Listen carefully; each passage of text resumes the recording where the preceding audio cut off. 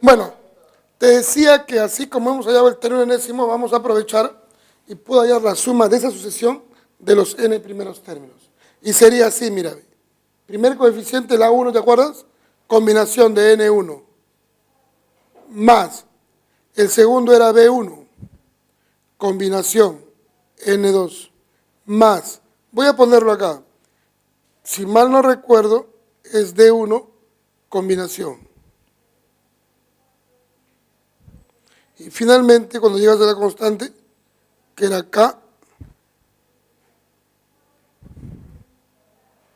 2. Ya está, jóvenes. ¿De acuerdo?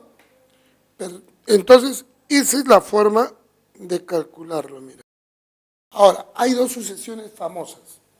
La primera que vamos a ver es la famosa sucesión progresión aritmética.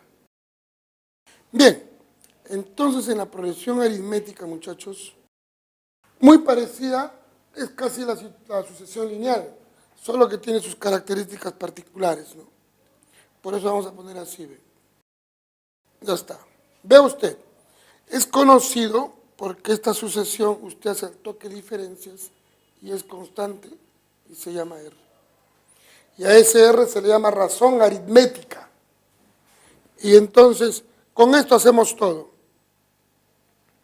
No sé tu caso, pero hay muchos jóvenes que se desesperan por tener miles de fórmulas.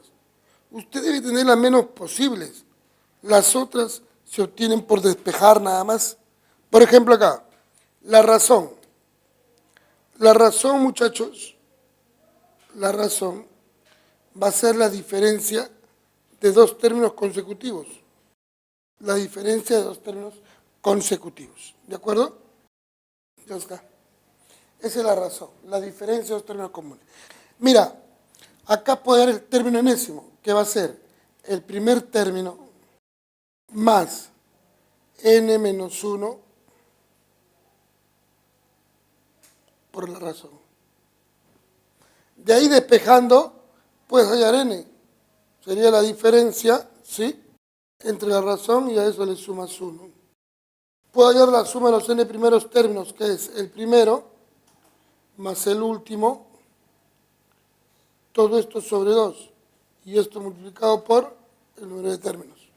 Como te digo, hay que evitar llenar de fórmulas, porque mira, algunos ponen acá 2 veces el primer término, pero mira, este término enésimo, reemplázalo acá, de ahí va a salir, suficiente con eso, ¿de acuerdo? Ahora, vamos a hacer una cuestión acá, que si usted tiene que el número de términos es un número impar, entonces ahí va a presentarse algo bonito. Vamos a hacer la división acá. Felizmente que cuando una persona no tiene vicios, tiene un pulso pues envidiable, ¿no? Mira mi rayita, ¿ah? Lindo me sale. Entonces mira, si n es impar, existe, no vayas a pensar que esto es simbología, no. Esto pues es pulso. Existe, ahí está, existe un término central. O sea, si el número de términos es impar, existe un solo término central. Y ese término central es igual en posición al término n más 1 sobre 2. Entonces, como te digo, con eso es suficiente, joven. Debemos saber algo, por ejemplo, y lo vamos a poner acá. Por ejemplo, términos equidistantes suman igual. Jóvenes, con esto hemos terminado lo que es progresión aritmética. ¿De acuerdo? Vamos a hacer progresión geométrica y con eso terminamos la teoría. Bien, vamos ahí. Progresión geométrica. Muchachos, vamos a hacer la notación. La notación es así. Tienes término 1, término 2, término 3. Esos son los términos, ¿de acuerdo? Y esto será así, ¿ve? Cuando yo lo voy identificando, esto se obtiene así, porque se multiplica por un valor. Se multiplica por un valor. Ese valor multiplicado se llama razón geométrica. Y también la formulita, muchachos, igual que la anterior. Ya está. ¿Qué tenemos entonces? Primero, que esta razón es el cociente de dos términos consecutivos. Entonces, la razón es un término y abajo otro término. ¿Pero qué característica tienen? Que son consecutivos. Término K más. La razón geométrica siempre es la división de dos términos consecutivos. ¿De acuerdo?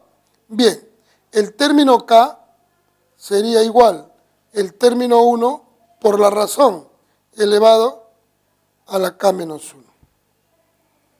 Ya está. Tienes el término, entonces ahora podríamos hacer ¿qué cosa? La suma de los K primeros términos es el primer término por la razón a la n menos 1. Ahora vamos a poner unas formulitas más y las vamos a poner aquícito al ladito. Para eso vamos a hacer uso del pulso, un solo trazo. Ahí está. Entonces tenemos la suma de los K primeros términos, ¿sí? Y entonces acá tenemos que hacer lo siguiente. Ahí para ordenar mejor, ya está. ¿Ok? Pero también hay la suma de los n primeros términos. ¿Y esa suma qué cosa es? Una formulita. Y entonces va a ser así, ¿ve? Término 1 que multiplica la razón a la n menos 1. Esa es la suma del término en ese. ¿Sí? Y para terminar la teoría, vamos a poner suma límite. Ahora, la suma límite, muchachos, tiene ciertos requisitos, ¿no? Porque vamos a poner así, que sea esto una sumita igual. Término 1 más término 2 más término 3. ¿De acuerdo? Ahora, para que exista suma límite, debe cumplirse tres requisitos. Índice. Ya está. Entonces vamos a decir así, mira. Primero, tiene que haber infinitos términos. Infinitos términos. Esos términos que habla que son infinitos, pero esos infinitos términos tienen que estar ¿en qué? En progresión geométrica. Y lo más importante, la razón tiene que ser menor que 1, mayor que 0. Por lo tanto, la suma límite sería igual.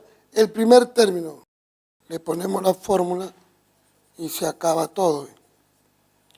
La suma límite sería el primer término 1 menos la razón. En otros casos que no cumplen los requisitos, no hay suma límite. ¿De acuerdo? Vamos a hacer algunos ejercicios, muchachos.